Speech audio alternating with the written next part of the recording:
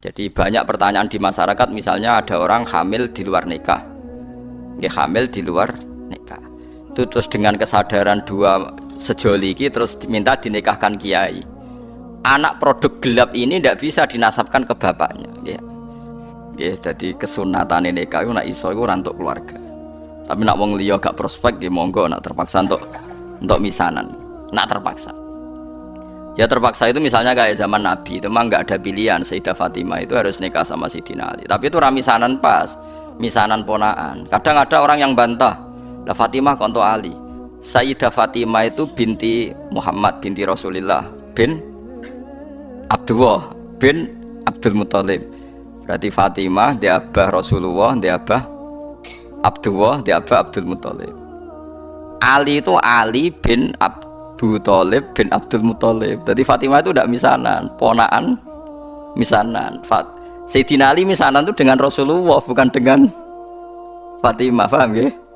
Lho nggih to, Ali bin Abi Thalib, Muhammad bin Abdullah, Sayyid Abdullah itu kakaknya Abu Thalib. Berarti yang misanan Sayyidina Ali dengan Nabi apa Sayyidina Ali dengan Fatimah?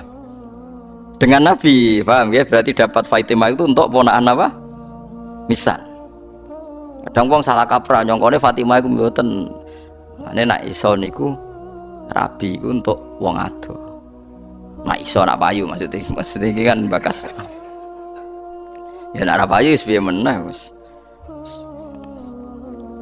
Setahu saya keluarga fanatik rabi keluarga itu kalau pondok besar ya sido kiri. Tapi itu saja untuk minduan, ya untuk minduan ming telu. Yang misanan cer ya jarang, hampir gak ada. Padahal fanatik dapat keluarga tapi ya ming telu, ming papat gitu.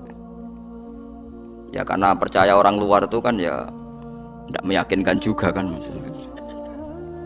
Soalnya terus untuk wong ra jelas ya kan ya repot juga.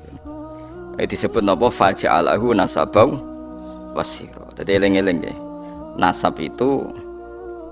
Nah terus kalau orang zina itu nasab itu hilang, walinya hakim.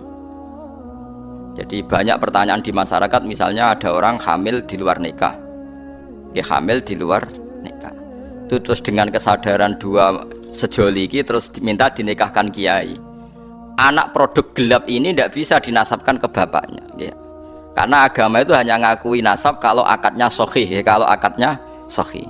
Sehingga ini nanti kalau lahir anak perempuan, walinya itu tetap tidak bapaknya, paham ya? Meskipun jelas-jelas bapaknya yang bersetubuh, walinya itu hakim. Karena agama hanya ngakui nasab yang dari bapak lewat akad sahih. Makanya sering kejadian di masyarakat itu wes hamil lagi kawin, itu kalau mesti pesen sampean tobatnya diterima Allah karena sudah kawin, itu harus didukung, harus didukung. Bagaimanapun dengan menikah kan menghilangkan zina kan, kalau dia tetap berhubungan, kalau tidak nikah kan malah zina. Ya ono kiai sing wong wis ora bener kok dinikahno, itu salah besar, harus malah cepet dinikahkan supaya hubungannya halal. Tapi nanti anaknya ini nanti nggak boleh jadi diwaleni nopo. Saya itu pernah menikahkan orang yang kasusnya seperti itu. Ya saya bilang di naibnya, ya sudah istilahnya walinya bapaknya, tapi walinya tetap naib. Itu tidak bisa. Karena nasab yang diakui syariat itu yang biakdin apa? Sahih, yang lewat akad apa? Sahih. Jadi nanti kalau seperti itu misalnya anaknya putri, paham ya? Oleh ngandang bapak, macam bapaknya secara genetik, secara gen, tapi secara syar'an nanti kalau nikah walinya apa? Hakim. Nah, makanya itu kudu ngerti. Nah, lagi-lagi adopsi anak itu mengacaukan itu semua. Nah, makanya agama itu membatalkan. Jadi kasih sayang boleh, kayak apa boleh lah. Seperti Rasulullah nganti nyisi ubelis itu Usamah, tapi nasabnya tetap Usamah bin Zaid bin Harisah. Harus jelas Usamah bin Zaid bin Harisah. Tidak boleh dibilang Zaid bin Muhammad. Itu disebut apa? Ud'uhum li'abaihim huwa aqsatu intaqwa. Paham gitu? Terus kalau suwun supaya sampean terlatih lah ambek teorinya ulama. Ulama itu tidak hanya ngomong sosial. Saiki wong awam ana omongan sosial, ana melarat pe anak sugih. Saiki ana uripe dipe anak wong sugih, tukokno mobil, tukokno sepeda motor. Selalu yang dibahas itu sistem-sistem sosial. Saiki kepenak uripe penak dipek wong sugih. Agama itu tidak mikir itu toh. Agama itu mikir nanti kelanjutannya nasab tuh kayak apa. Nanti kalau kawin sama mahramnya. Terus yang ketiga ini yang perlu sampean ketahui. Ini yang paling ngeri. Mungkin ini khusus ulama kelas berat itu didiskusikan. Tapi ini saya utarakan di sini. Ben sampean dadi ulama kelas berat maksudnya ben melok katut. Kalau terjadi adopsi atau tidak jelas, itu ada masalah begini. Misalnya saya punya anak putri, Ruhin punya anak putri, jelas anak saya. Saya ingat betul itu anak saya. Terus karena Ruhin itu orang yang miskin, terus anaknya itu terlantar. Tapi dia tahu betul kalau anaknya itu hidup di biduan ini. Terus Ruhin punya anak lelaki, mau kawin sama perempuan biduan. Nggak jelas. Dia yakin kalau anaknya itu di biduan, tapi tidak tahu siapa.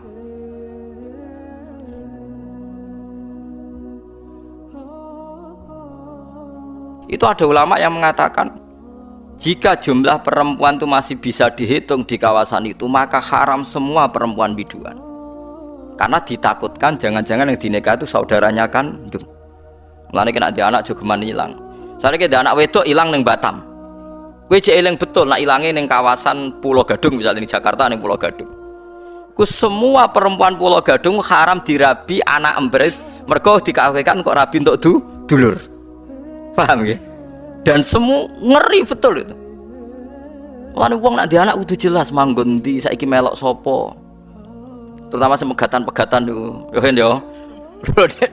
Kok dekne ada anak ning Banyuwangi dekne mulane tak elingno bolak-balik. Bejo dekne ketemu tak kon nulisi uripe ning ndi. Karena kalau masyarakat hanya ngomong wis mbok wesli ta ora mangan ta ora, ulama itu kepentingannya lebih dari itu, paham ya? Paham ya? Itu bolehnya kalau kampung itu masih bisa dihitung. Itu satu kampung tuh haram semua. Jadi misalnya sak biduan jumlahe 700 wong. Berarti 700 perempuan itu haram dinikah anak Ruhin sing lanang mergo ditakutkan saudara.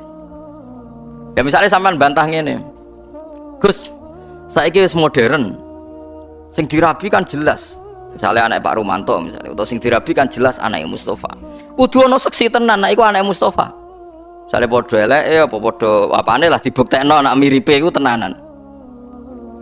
Sampai begitu agama ngatur.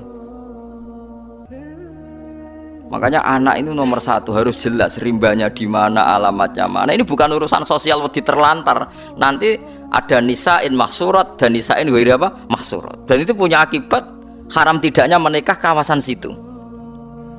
Nah, kecuali orang mahsurat kayak kasus orang-orang Arab yang di Indonesia itu yang kan ada itu peneliti Mekah yang punya keluarga itu dulu kan banyak ketika ada revolusi Wahabi itu banyak ulama Sunni yang diusir, sebagian hidup di Indonesia. Kayak keluarga Syekh Umar bin Jabbar banyak yang hidup di Indonesia. Dia yakin bahwa anaknya di Indonesia karena dia sempat nikah orang Indonesia, punya anak di Indonesia, bawang Banyumas, bawang Kudus, dekne mamang. Lah berita di Arab pokoknya dekne yakin nak anakku ono sing Indonesia wedok. Terus anak lanang dia mau nikah orang Indonesia. Lah iku oleh asal ukurannya Indonesia, tapi nak disebut kayaknya di kawasan Banyumas, pas itu isunya di Banyumas. Ya satu Banyumas nggak boleh semua. Tapi tidak sampai satu Indonesia gitu. Paham ya? Masa Indonesia ya repot tuh kan. Tapi tentu sekarang itu orang sudah modern ya. Artinya modern itu misalnya sing dirabi kok pesek cilik, gak mungkin nama anak bapak ini kan ya nanti ya tetap ada lah.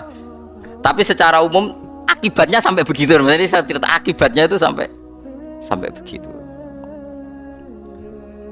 Nah, yang memperkeruh keadaan lagi-lagi tadi anak angkat. Kalau anak angkat gak diketahui itu sama dengan anak hilang kan. Loh enggak tuh kan terus apalagi di Nyuwun Sewu guys, sekarang dikamuflase pakai masuk C1-nya misalnya, paham ya? Masuk kartu apa? Keluarga BIN-nya sudah tercatat. BIN bapak yang apa? Baru. Malah. Makanya sampean kalau bilang, ini ada C1-nya Gus, bukti kalau anaknya ini. Siapa yang menjamin kalau dia tidak bohong? Gitu guys.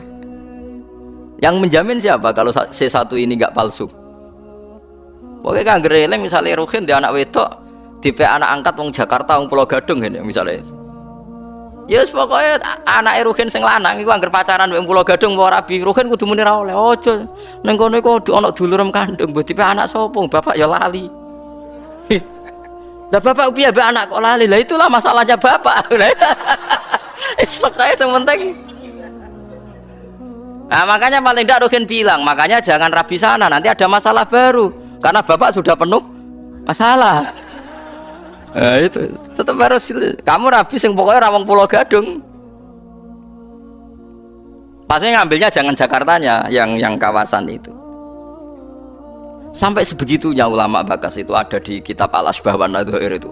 Nisa'in mahsurat dan nisa'in ghairi mahsurat. Ada perempuan mahram hidup di satu kampung. Kalau kampung itu bisa diidentifikasi berapa jumlahnya, itu satu kampung menjadi haram semua. Jadi misalnya saya dengar isu di kampung situ ada ponakane jenengan ke sana, ono kakake jenengan, anake kakake jenengan.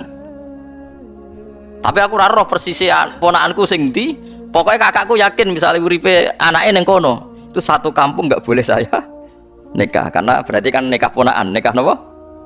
Ponakan, ditakutkan mendapat ponakan. Sampai segitunya. Lan kula suwun nanti anak wedok sing jelas. Ya kan ya ditulis manggone ning ndi terus aja men diwaseli tok raine ra roh.